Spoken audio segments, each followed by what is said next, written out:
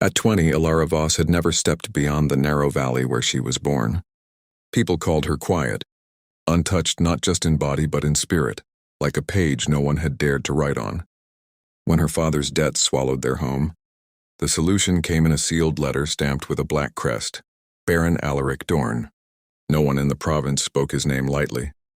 They said his estate stood beyond the misted hills where even birds turned back. Servants came and went, but never stayed long enough to tell full stories. Some whispered he was cruel. Others claimed he was cursed. All agreed on one thing: he was a man no one dared approach. Yet within a week, Ilara found herself in a carriage, the valley fading behind her like a dream. She clutched her worn shawl as wheels rattled over stone paths. Her escort spoke little, only once muttering, "You're brave," or "unlucky." The Baron's estate emerged at dusk, carved from dark stone and shadow.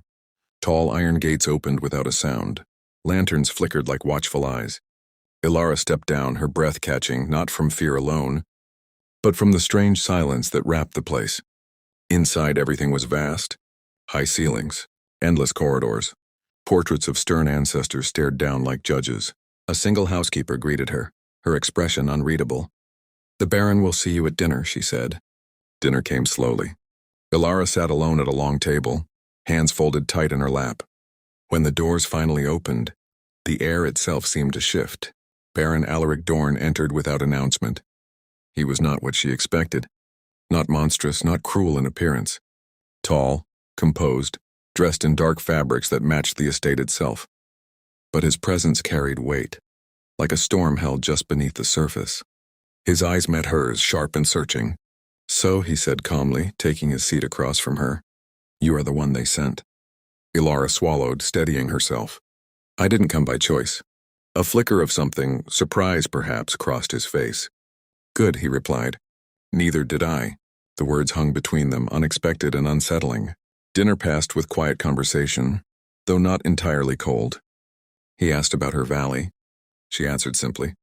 She asked nothing in return, yet he volunteered little pieces carefully chosen, like he was testing the weight of each word. Before she was led away, he spoke again.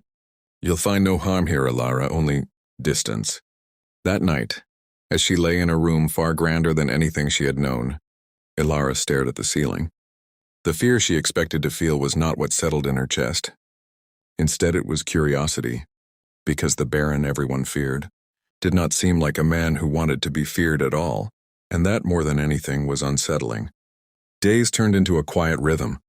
Ilara wandered the estate's vast halls, learning its silences. There were rooms long unused, gardens overgrown yet strangely beautiful, and windows that overlooked forests, stretching endlessly into mist. The place felt less like a home, and more like something waiting.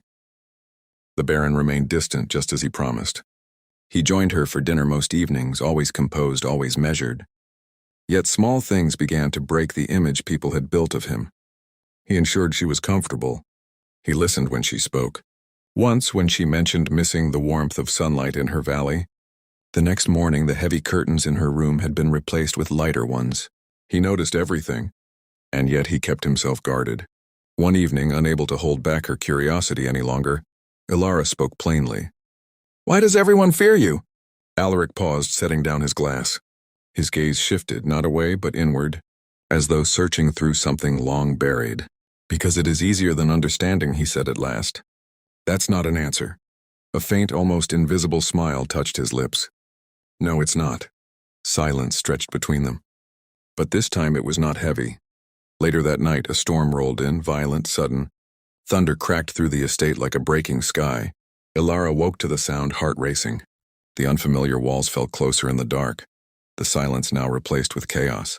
Without thinking, she stepped into the corridor. A figure stood at the far end. The Baron. He hadn't heard her at first.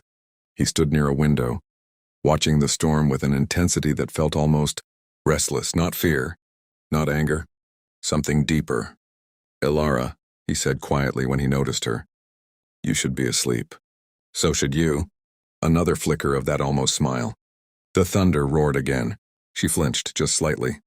He noticed. "Storms unsettle you?" "A little." He stepped aside, gesturing toward the window. "Then face it." She hesitated, then moved closer. The rain lashed against the glass, wild and untamed.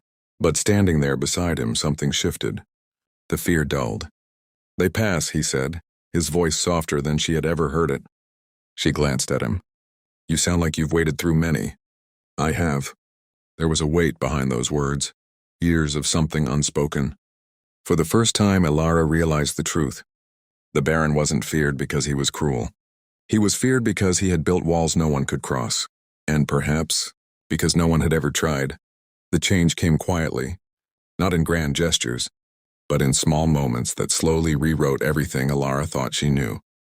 The Baron began joining her not just at dinner but in the gardens. At first he walked at a distance, hands clasped behind his back, speaking only when spoken to, but over time the space between them lessened. One afternoon she found him repairing a broken stone bench himself. "You have servants," she pointed out. "They fix what is necessary," he replied. "This is not necessary." "Then why do it?" He looked at the worn stone beneath his hands. "Because I can." It was such a simple answer. And yet, it told her more than any explanation could. He was a man who carried too much alone. Days later, Elara made a decision. "You don't have to stay distant," she told him directly. He stiffened slightly. "You misunderstand. It is not about choice." "Then what is it about?"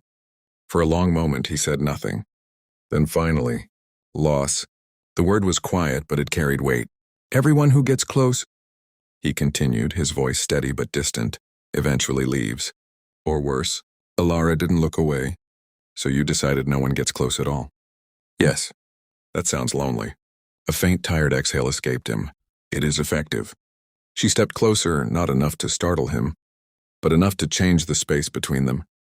"I'm still here," she said. Something shifted in his expression. "Not fully, not all at once, but enough. You may not always be. Neither will you." The honesty of it landed between them. And for the first time, the Baron had no answer. Seasons began to change. The estate, once silent and distant, felt alive. Servants lingered longer. The gardens were tended. Laughter, quiet, rare but real, echoed in halls that had long forgotten it. And the Baron?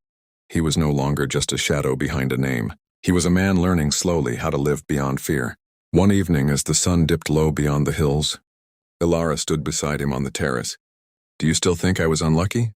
she asked. He looked at her, something warmer in his gaze now. "No," he said. "I think we both were." She smiled faintly.